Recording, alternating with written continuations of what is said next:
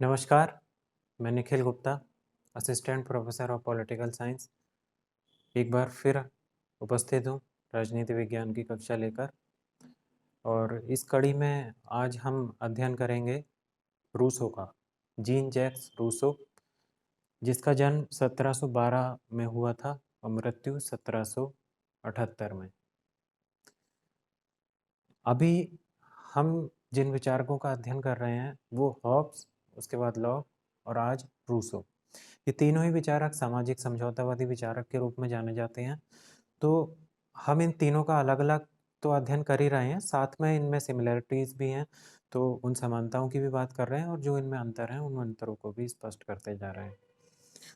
तो अभी तक हम हॉब्स लॉक को जान चुके हैं, आज हम जानते हैं रूसो को।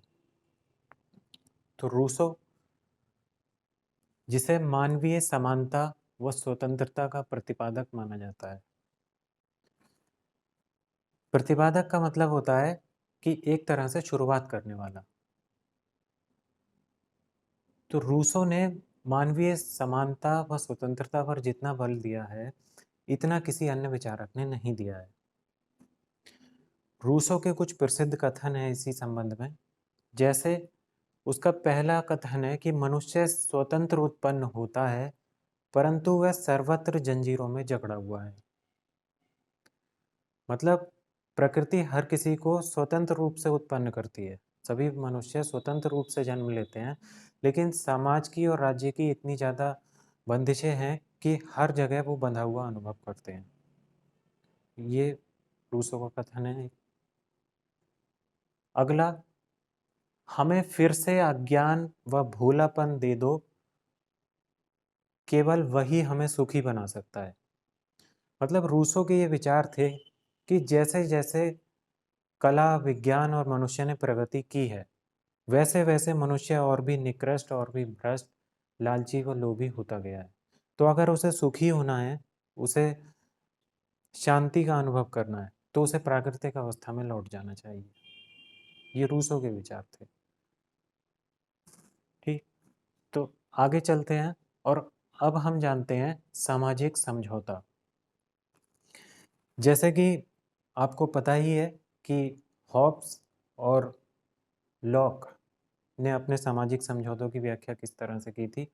आज हम जानते हैं कि उनसे अलग रूसो ने अपने सामाजिक समझौते की व्याख्या कैसे की। सबसे पहले बात करते हैं मानवीय स्वभाव की। हॉब्स ने यह बताया था कि मानव अपने स्वभाव से लालची, लोभी व स्वार्थी प्राणी है। इसके ठीक विपरीत लॉक ने यह बताया कि मनुष्य एक शांति, सद्भावना, प्रेम व सहयोग से काम करने वाला प्राणी है। इन दोनों से ही अलग रूसो ने यह बताया कि मनुष्य ना तो स्वार्थी है और ना ही वो सहयोगी है, बल्कि वो इन दोनों से बिल्कुल उदासीन है। उसने कहा कि जो प्राकृतिक अवस्था थी, उसमें मानव अपनी भावनाओं द्वारा संचालित होता था, मतलब उसके पास दिमाग था ही नहीं। रूसो ने कहा कि प्राकृतिक अवस्था में सभी मनुष्य अपनी भावनाओं से संचालित होते थे और जैसा उनके मन में आता था वो वैसा करते थे। वो ठीक उसी तरह से जीवन व्यतीत करते थे जिस तरह से पशु। उस अवस्था के मानव को रूसो ने आदर्श बर्बर की संज्ञा दी या उत्कृष्ट जंगली। जंगली तो था, लेकिन वो उत्कृष्ट था। उत्कृष्ट का मतलब एक अच्छा जंगली था। जंगलों में तो रहता था इंसान, लेकिन उसमें वो बुराइयां नहीं थी जो आधुनिक मानव में पाई जाती हैं। रूसो ने इन बुराइयों की उत्पत्ति का भी जिक्र किया है। पहले उसने अपनी प्राकृतिक अवस्था का जिक्र किया और ये बताया कि प्राकृतिक अवस्था शांति की अवस्था थी और मनुष्य जंगली जानवर की तरह अपना जीवन निर्वाह कर रहे थे। अब धीरे धीरे जैसे जैसे समाज का विकास हुआ, जनसंख्या बढ़ी, तो कुछ लोगों के मन में ये विचार आया कि वो जिस जगह पर रह रहे हैं, वो जमीन अगर उन्हीं की हो जाए तो इससे उनके जो बच्चे हैं उन्हें इधर उधर भटकना नहीं पड़ेगा, उनके हिस्से में अच्छी जमीन आ जाएगी। इसी भावना से प्रेरित होकर सभी मनुष्यों ने जो अच्छी अच्छी जमीन थी वो घेरना शुरू कर दिया। तो धीरे धीरे क्या हुआ, जो ताकतवर लोग थे, संपन्न लोग थे, उन्होंने अच्छी अच्छी जमीनों पर कब्जा कर लिया, और जो गरीब लोग थे, पिछड़े लोग थे, उन्हें या तो जमीन मिली ही नहीं, या मिली भी तो खराब मिली। तो इस तरह से एक ऊंच नीच का भेद पैदा हुआ। ये रूसो ने व्याख्या की। अब जब ये ऊंच नीच का भेद पैदा हो गया, एक तरफ अमीर वर्ग आ गया, एक तरफ निम्न वर्ग आ गया, तो क्या हुआ, अब समाज में जब भी विषमता बढ़ती है तो अपराध आते हैं। अमीरों ने निम्न लोगों पर अत्याचार शुरू कर दिए, और निम्न लोगों ने अमीरों के खिलाफ अपराध शुरू कर दिए। तो इस अवस्था से दुखी होकर मनुष्यों ने एक सामाजिक समझौता किया, और उस समझौते के माध्यम से राज्य की स्थापना की। ये व्याख्या है रूसो की। अब जब समझौता हो गया तो हॉब्स ने जो समझौता किया था, उसने सारी शक्तियां लेवियाथन में इकट्ठी कर दी थी। लॉक ने जो समझौता किया, उसने एक सर्वोच्च शक्ति में अपनी सारी शक्तियां इकट्ठी कर दी। रूसो ने ये बताया कि समझौते के बाद राज्य तथा सरकार की स्थापना हुई। सॉरी, समझौते के बाद राज्य या सरकार की स्थापना नहीं होती, बल्कि संप्रभुता संपन्न सामान्य इच्छा की स्थापना होती है। ठीक, हाँ, मैं थोड़ा सा कंफ्यूज हो गया। हॉब्स ने सारी जो समझौता हुआ, अब देखिए फिर से समझते हैं। हॉब्स ने जो समझौता किया, उसके बाद सारी शक्तियां लेवियाथन में दे दी। उसके बाद आया लॉक। लॉक ने दो समझौतों की बात करी, और कुछ शक्तियां राज्य के पास गईं, कुछ सरकार के पास। ठीक, उसके बाद आया रूसो। रूसो ने जो समझौता किया, उसमें सारी शक्तियां गईं सामान्य इच्छा के पास। ठीक, रूसो के चिंतन में ये सामान्य इच्छा जितनी महत्वपूर्ण है, इतनी महत्वपूर्ण कोई अन्य अवधारणा नहीं है।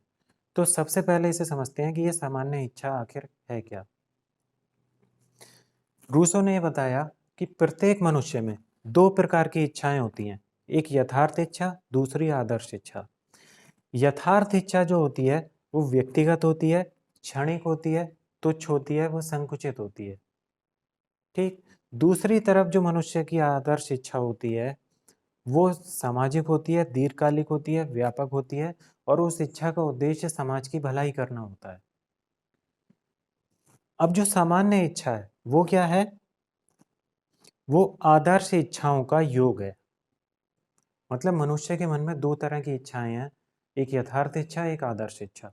आदर्श इच्छा ऐसी इच्छा है जो समाज की भलाई के लिए, जनहित के लिए, देश के लिए, राज्य के लिए कुछ करने के लिए प्रेरित करती है।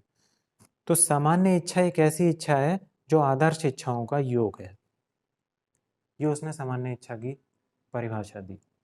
और जो सामाजिक समझौता हुआ है, उससे जो चीज उत्पन्न हुई है वो है सामान्य इच्छा। ठीक, अब समझते हैं सामान्य इच्छा की कुछ विशेषताएं। सामान्य इच्छा अखंड होती है, मतलब इसे विभाजित नहीं किया जा सकता, इसके टुकड़े नहीं किए जा सकते। ये अदेय होती है, मतलब ये राज्य में मौजूद रहती है, ये किसी को दी नहीं जा सकती। ठीक, सर्वोच्च होती है उस राज्य में, वो निरंकुश होती है। निरंकुश होने का मतलब है कि सामान्य इच्छा जो होगी उसका पालन राज्य के सभी निवासियों को करना होगा, और कोई भी व्यक्ति सामान्य इच्छा को ये नहीं बता सकता कि उसे ये करना है।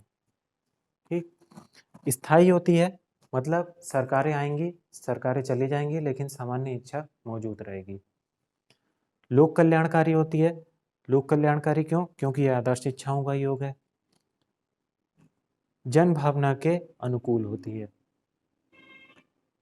तो ये रूसो का सामाजिक समझौता है, जिसके माध्यम से सामान्य इच्छा की स्थापना होती है, और ये उसकी विशेषताएं हैं। इतनी बात स्पष्ट हो गई। अब थोड़ा सा आगे चलते हैं। हॉब्स व रूसो में समानताएं। अभी आपने रूसो का सामाजिक समझौता व सामान्य इच्छा समझ ली। अब जो अक्सर प्रश्न पूछा जाता है वो ये कि रूसो और हॉब्स में क्या समानताएं हैं। ये तीन समझौतावादी जो विचारक हैं, इनमें क्या समानताएं हैं या क्या अंतर है, तो अब इसे समझते हैं।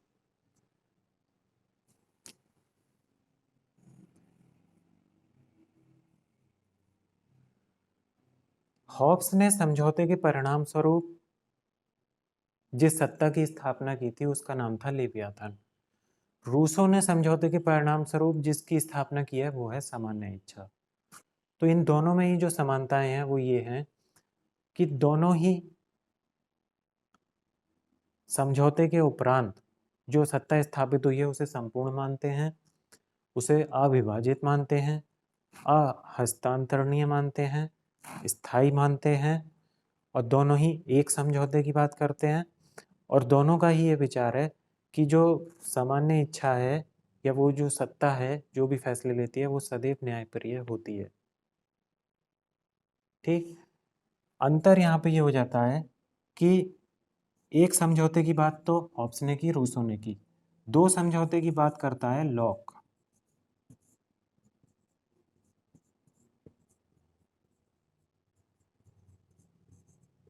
दूसरा सदैव न्यायप्रिय। हॉब्स और रूसो ये मान के चलते हैं कि समझौते के बाद जो सत्ता स्थापित हुई है वो सदैव न्यायप्रिय होती है, लेकिन लॉक ऐसा नहीं कहता। लॉक क्या कहता है?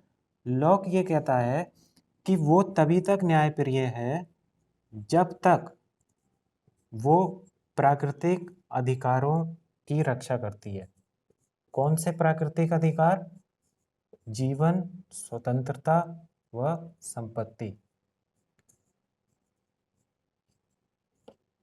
इसी कारण एक अंतर यहाँ ये और स्पष्ट हो जाता है कि जहाँ हॉब्स और रूसो अपनी सत्ता को स्थायी मानते हैं, लॉक उसे अस्थायी बना देता है।